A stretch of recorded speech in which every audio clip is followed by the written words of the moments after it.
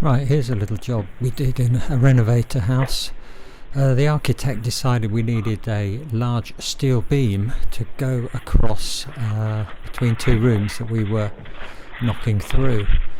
It turned out to be a lot bigger than expected when the thing was delivered, and the driver was very helpful, got it into the hallway for me, and it was a little matter of manoeuvring it into the room where it was going to be installed. But I rolled it along the hallway onto some sawn off pieces of pipe, and we got it nearly in position. Now the floor was very uneven, and even if I had 6 guys helping me, I don't think we could have lifted that up safely. It was 10 inches high, this beam, and just over 6 inches wide and 4 meters long.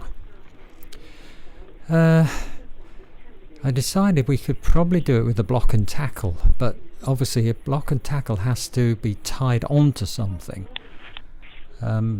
The chimney breast was gone, so I utilised some pieces of 7x2 and cramped them together. I think there's 4 of them, and slung the block and tackle off this beam, and set about trying to hoist this massive steel beam up in the air.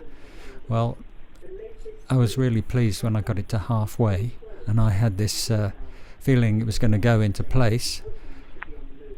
So we just kept racking it up until it was at the height to get it onto the piers.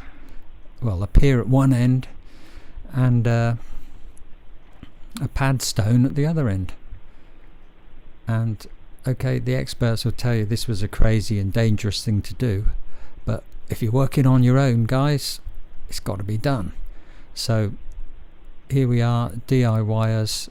No matter how big the task, if you want to do it badly enough, you can get there. So never quit.